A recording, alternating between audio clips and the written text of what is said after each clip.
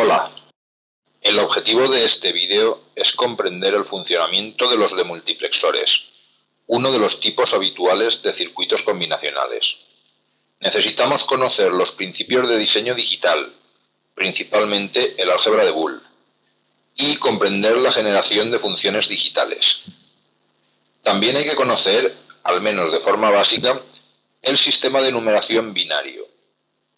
Finalmente, es interesante conocer el funcionamiento de otros circuitos combinacionales, como los decodificadores y multiplexores.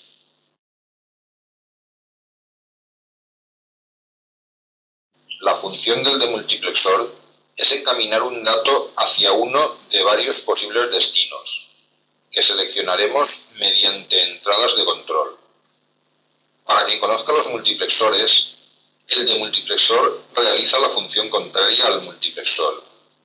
Sus principales usos en los computadores son, por un lado, encaminar la información, o bien se utilizan para habilitar dispositivos.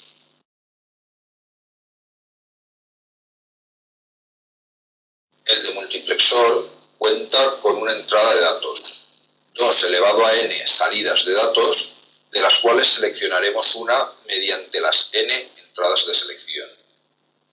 El comportamiento es el siguiente. Todas las salidas de datos del multiplexor permanecen a 0, excepto la seleccionada mediante las entradas de selección, que transferirá el valor que se tenga en la entrada de datos. Tendremos demultiplexores de 1 a 2, con una entrada de selección, de 1 a 4, con 2 entradas de selección, de 1 a 8, con 3 entradas de selección, etc.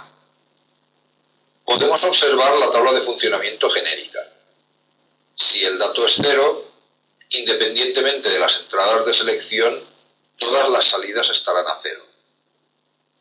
Si el dato es 1, ese 1 se transferirá a la salida seleccionada.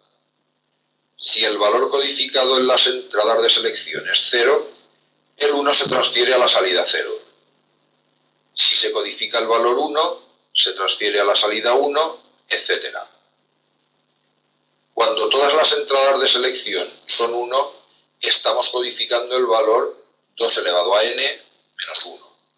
Y a esa salida transferimos el dato de entrada.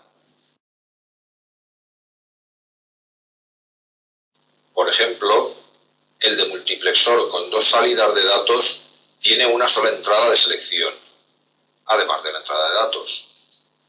Podemos observar su tabla de verdad y el circuito resultante a partir de ella.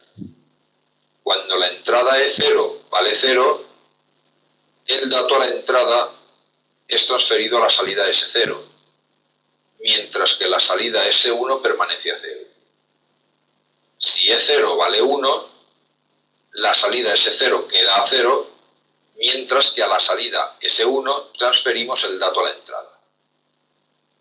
De forma similar, podemos obtener los circuitos que implementan demultiplexores de 4, 8 o más salidas. También se pueden implementar demultiplexores a partir de decodificadores.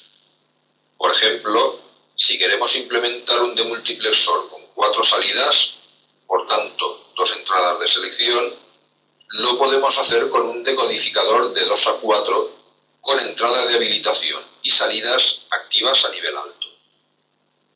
La tabla de verdad del demultiplexor es la que se muestra, donde se puede comprobar la similitud con la tabla de verdad de un decodificador con entrada de habilitación.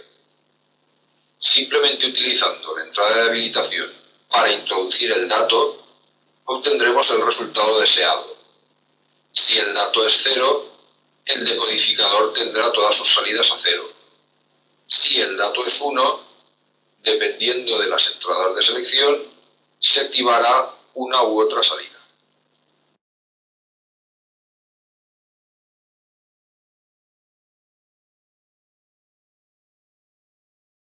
Para finalizar, recordar los aspectos más importantes del funcionamiento de los demultiplexores.